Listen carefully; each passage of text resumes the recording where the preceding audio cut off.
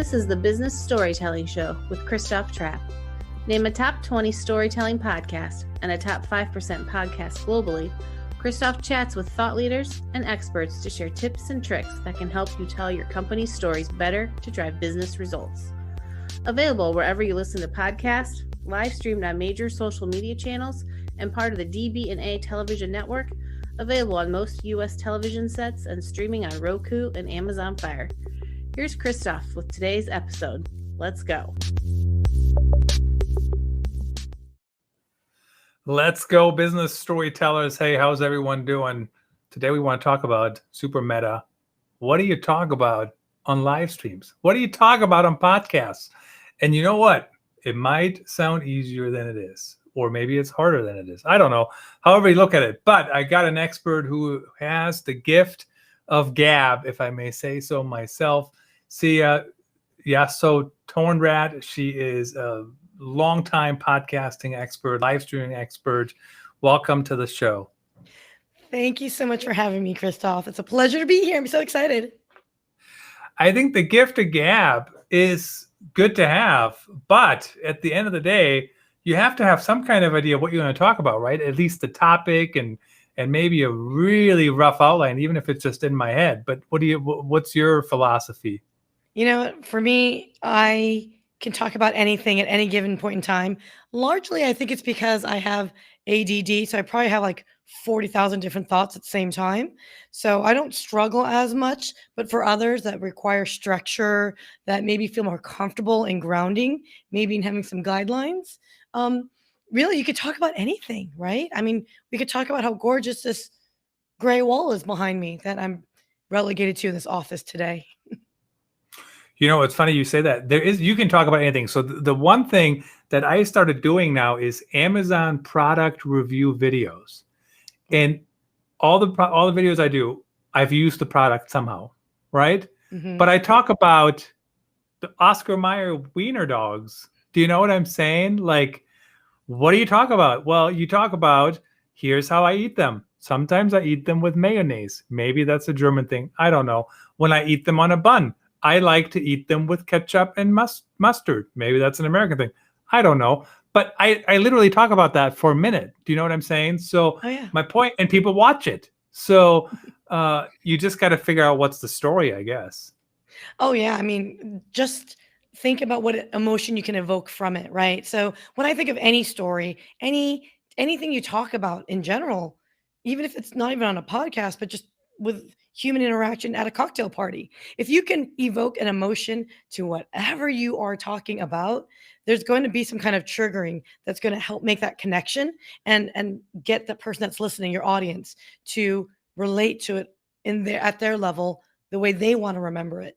And so I always tell everybody, hey, tie in some kind of emotion, whether it's laughter, love, hate. In your case, Oscar Mayer wiener. I mean, just the deliciousness of eating that hot dog. I mean, you're making my mouth water just thinking about it. And yet, as an adult, I probably don't think about the Oscar Mayer wiener, except maybe driving down the road. And that's another emotion that I can, trigger that memory and that get too excited and thinking, wow, how come I didn't apply to be a driver when I had the opportunity? And then, of course, that goes off into other tangents as well. So, yeah.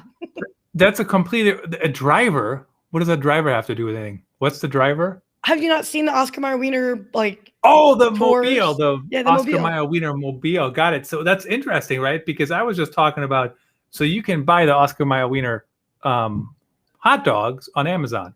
So I talk about them. So that triggered a whole different story, which I didn't even think about.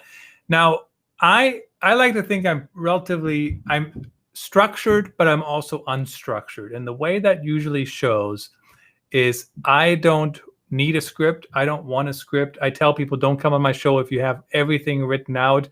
Just send me the transcript. We can fax it to people. Haha. But I like a topic. So for example, if you just come on my show and we say, let's talk on the show, like that's too unstructured.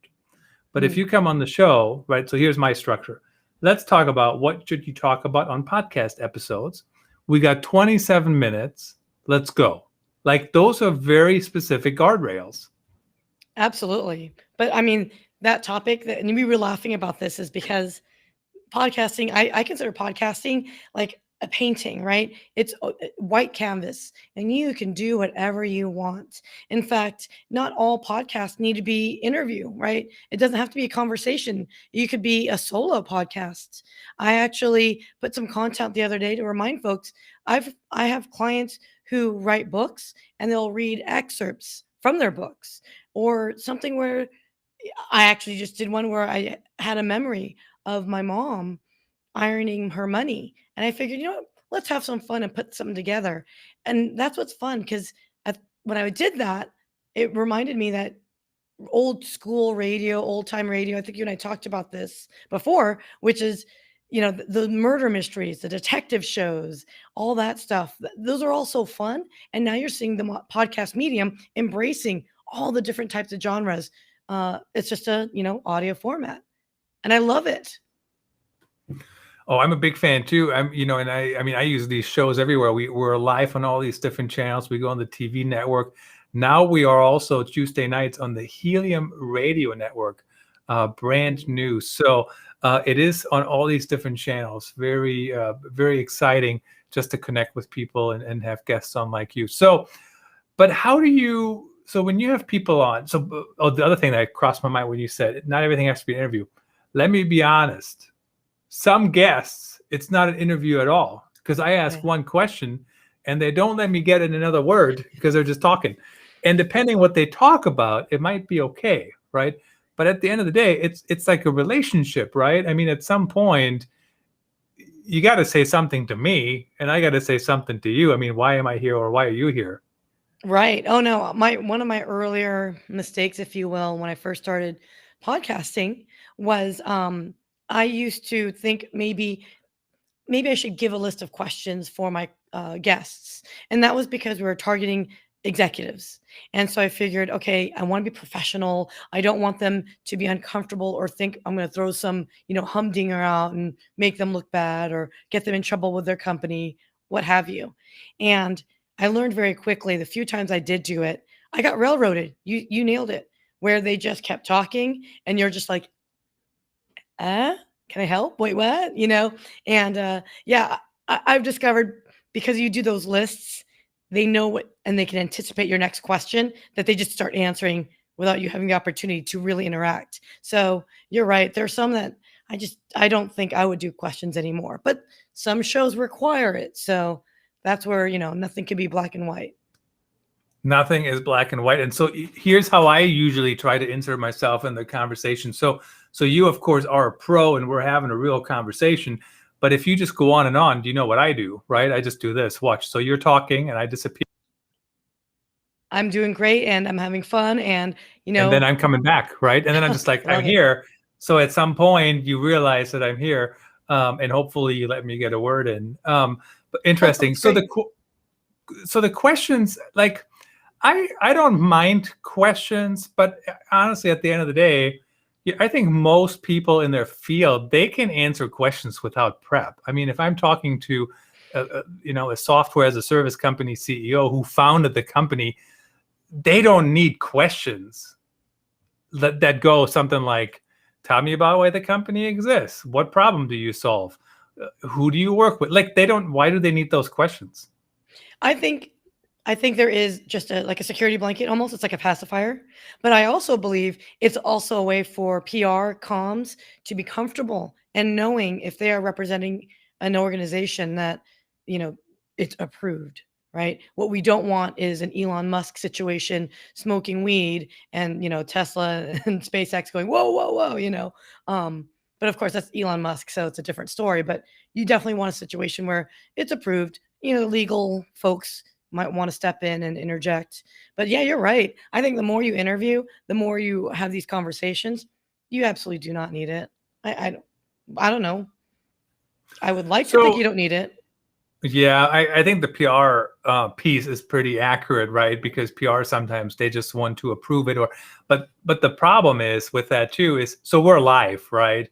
Mm-hmm. I mean, I could ask anybody anything on air, like, and they might not like me. I don't. I mean, I'm not an investigative journalist here, but but they might not like me if I ask them like a really hard question, but I already asked it. Like they can't edit it out. It's, so that's, I think, a little different when it comes to live streaming. How far do you recommend, or what's your opinion on how far is it okay to go, let's say, off topic? Maybe that's not the right term. Maybe it's not off topic. Maybe it's going down a tangent of the topic. What's your philosophy on that? How do you handle that? Honestly, I think if that topic is interesting, it's on point, and maybe again, your audience better than anybody else, right? And I say that to everybody. I may not understand underwater basket weaver community, but you do if this is your topic, right? And so if you do what I call squirrel and go off onto a tangent, if it works and it looks and it's good for the show, keep going. I find when folks pull back too hard, it looks and feels awkward, and it almost feels uncomfortable for the guest and for the host, right? To pull back. If you're having a good time, I say roll with it. What's the worst case scenario, right? Other than, hey, we just had a fun conversation and you were human and you were interacting and you're being amazing. So I don't really have a recommendation other than have at it. You know better than anyone else who your audience wants to listen to. Well, I don't know anything better. That's why I only ask the questions. But you know what? I think it also depends on how you use your podcast and how you use your live stream. So I'll give you an example. If I use my live stream for an article, and so this is actually one reason why you might need questions. If I'm producing a live stream and I use it for an article and I know what I need for the article, but you don't answer my questions that I need for the article, I can't write the article. Now, I would say it's not the majority of my shows where I actually write like a full-fledged article from them. I use bits and pieces. But again, you kind of have to know about them, right? When I go live on Amazon sometimes, these are 27-minute shows. Sometimes I do like a book launch with somebody, and we go live for 2 hours. It makes no difference what we talk about as long as we're on air for 2 hours, and sometimes talk about the book. Do you know what I mean? So I think it all depends on what's the purpose, what's the network, what's the medium, and what works on that specific network.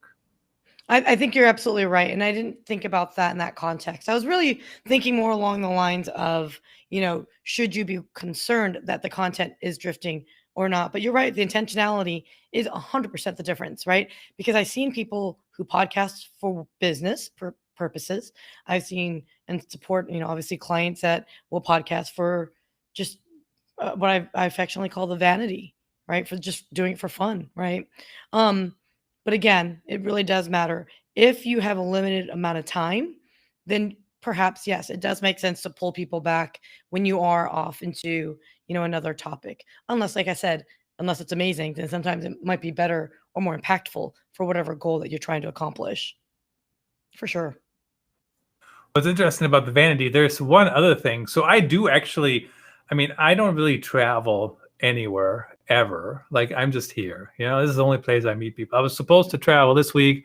That got canceled, and now I got Content Marketing World in late September for a couple days. And then the next trip isn't until March, that's kind of how it is. So I don't know if I like the vanity as much as I like just connecting with people. You know what I mean? Like, in the old days, we would have been like, hey, let's have a drink or coffee, or people had these Zoom happy hours, which I find super, I don't know. I don't like those, honestly, but I don't know, whatever trips people's trigger. But I also like the networking, right? Because you actually meet a lot of people and you get closer to people, right? Think about our relationship. We were connected for a long time. I'm on your show, you're on my show. Like we learn more just by the conversation. Absolutely. Absolutely. Well, if you think about that, though, is we are doing something that's very similar. Our focus might be slightly different at times, but we have that mutual common interest and effort and desire to do better too, right? So getting those different opinions, seeing how someone else's path might somehow converge with yours, and then you can veer off again on your own respective content creation journey. And live streaming, I think, is really exciting or exhilarating for me, and why I do 3 shows a week, 3 different types of shows, is because I want to keep improving and learning the craft. And sometimes I kind of like the pressure of not messing up, but when you do, how do you get yourself back up again and not be so, I don't know, embarrassed by it or triggered by the quote perceived failure or lack of professionalism. I like those things. So that's why I think sometimes with podcasting, you get that luxury of, hey, live stream, it's up there, out there, less editing to do, and you're just slap it up and go. There's true authenticity because it's who you are. And so when you mess up, people are going to see your funny faces, right? But the recorded stuff too, though, I think is just as effective. It's again, like you said, it depends on what's your purpose, what's your intentions, and how you want to grow your community. To me, podcasting is just another tool to grow your community, build engagement, grow your brand and credibility. Yeah, it's very true. And I do love that about live streaming too, because I mean, first of all, this is the only face I have, honestly, whether people think that's funny or not. But it's some people call it my resting thinking face, and this is how it looks. It is what it is what it is. But it's true because you have to show your authenticity, and I do like that. And I've actually watched shows before, and I've actually had, I guess I had guests on shows. Like you can tell they're not nice people. You can tell they're kind of jerky. Do you know what I mean? Because it's really hard for anybody to truly hide who they are for 27-minute shows. So it can work in your favor, and it can work in not your favor if you're a jerk. Well, I mean, look, I think this is communication like anything else. If I were to meet you at a cocktail party, really, would you be holding a drink in hand and saying something mean to your face? I mean, it's almost like you have to be intentional. Like you want to be mean to someone. And I'm not quite sure, maybe this pandemic, because we have been remote. I mean, you and I have never met, but I don't know. I would never feel comfortable looking at you saying, "Oh, Christoph, you're going to go with that shirt today, buddy? Really?" I don't know. I don't know. I don't know. To me, that means you should do some soul searching within yourself more than anything. Well, any feedback is always welcome when it comes to my wardrobe. But I will say this, since I'm only sitting right here, I only really have to shave this side of my head and just keep this side of my shirt clean. But so it's interesting though, because I mean, when you just said that example, there has been people that have come up to me and I don't know them, and they just offer their feedback, like after a keynote or something. Like, I mean, the feedback usually has been positive over the years, but there's been people come up to me like, "Wow, that was kind of salesy," or whatever. I'm like, "Well, thank you for your feedback. How was that salesy? What was the product, my friend?"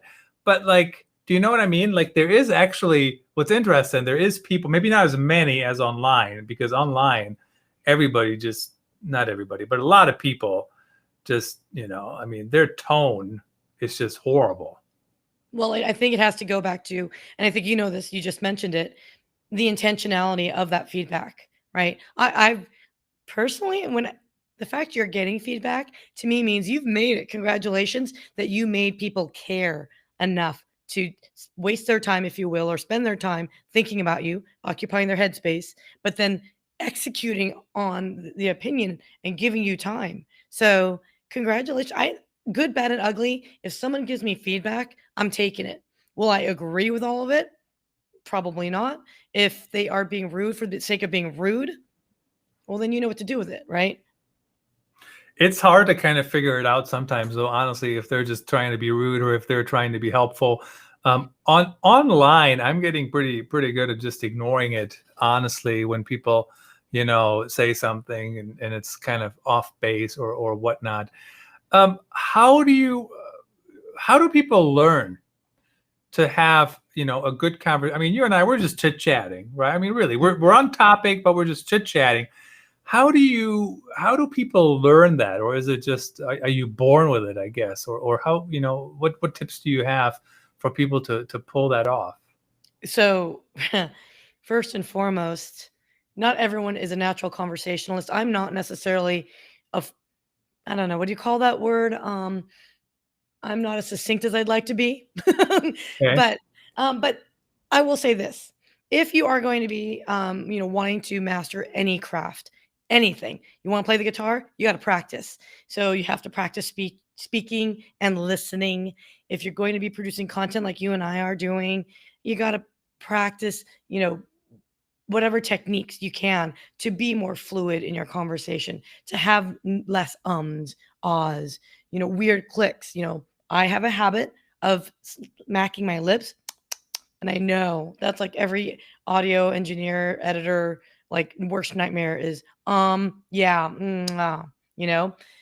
but it takes practice, and you have to understand not everyone was perfect or is perfect the first time out. So to get better, to improve, you have to listen to yourself. So whatever content you put out, start taking notes as if you're an audience member. And it helps. It helps you improve yourself. And don't be so hard on yourself, everyone. I mean, I think that's very true. Don't be so hard on yourself. And the other thing is, I think it just takes some getting used to, right? So for example, like I just did it and I almost caught myself, but my comfort word is right. And so I try to catch myself and not saying it. And the other thing is, ums and ahs, I think they only happen because you're not comfortable yet with silence. So for example, I'm just talking, right? I mean, think about it, right? I mean, that's maybe not, but I'm just talking. And if I have to think for a second, I pause for a second. That didn't feel unnatural to me at all, but I know it feels unnatural to a lot of people, because you want to say something. There needs to be something to be said. And when, I'm a New York Yankees fan and we watch the Yes Network and Michael Kay and his crew, the way they talk, they have pauses, and the pauses are just as masterful as when they talk. They don't constantly talk. Sometimes it's a drawn out sentence, but I think that takes some getting used to, because if you're at a cocktail party, you're not going to talk like that, because if you talk like that at a cocktail party, somebody else will just fill it. That's true. That's true. Oh my goodness. You just light bulb moment me. Like I just had like, woo, that's so true. Because I don't like awkward silences. And I also think really fast. So sometimes I have to catch up to what's going on in my brain and how my mouth executes it. And I think slow down, slow your breathing down. And that will help lessen the ums and ahs, as you mentioned. Like I'm right now consciously slowing down, and it's helping me immensely. Thank you. And well, you bet. I'm glad I could help. First help I've offered today. But so the other thing is too, I'm a big fan of, being comfortable, right? And so my setup, I'm comfortable in my setup. I can sit here all day, and I do sit here all day, and sometimes I stand up. But I think that's really important, that you have a setup where you can be comfortable, where you can have a conversation, where you can. So for example, I think I mentioned it on your show. So you are right here, right? Like just below the camera, and the camera is right there, and then you're right there. So it's not too far off. Like I can actually look at the camera and you kind of at the same time, but you know what I mean? Like, so that's my setup to be comfortable. If you were over here, it'd be really weird because I'm talking at the camera. I can't see you. I'm looking over there. So just be comfortable in your surroundings. So then you can, and here's the reason this is important when it comes to talking about things on podcasts, because then you can focus your energy on actually sharing something or having a conversation about a topic versus, oh, what is she doing over there? Do you know what I mean? Oh, she's still there. Okay, got it. Is she looking at me? I don't know where, So go ahead. That's funny. That's such a great recommendation. And I've given that many times, and unfortunately, like this setup is a temporary setup, but normally, absolutely, if you can, the eye of the camera, for me, it's right here. Unfortunately, my laptop is down here. So you could see my eyes kind of going up and down. But normally I would recommend put your laptop, if you need to, on books, right? To get it closer to the webcam, right? For me, for my setup is a webcam.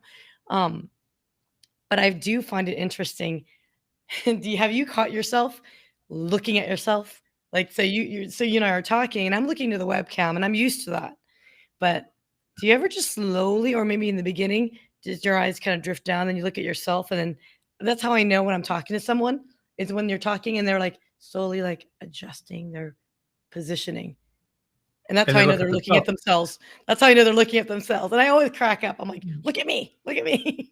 Look at me, not you, Okay. not yourself. I don't know. I look at myself sometimes, but so the reality is, it's pretty close to each other, right? Yeah. And actually, here, since we're going down this rabbit hole, let me see. This is the setup, right?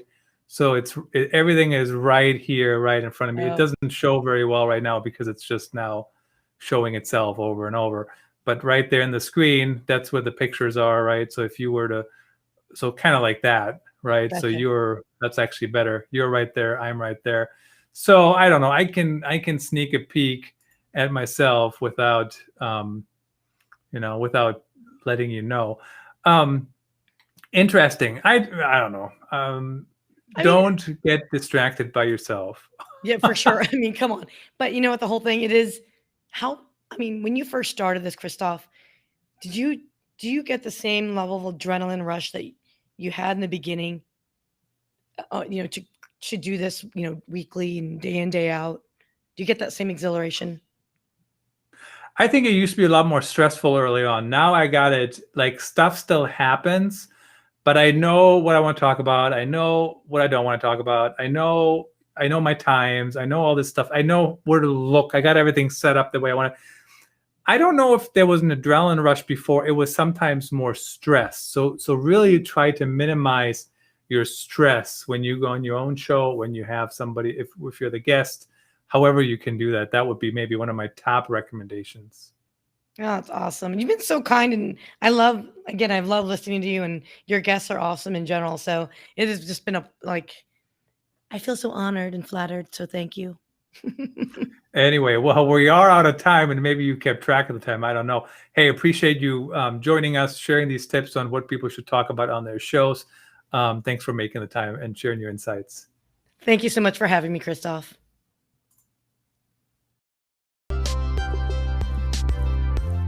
That's a wrap. Thanks for tuning in.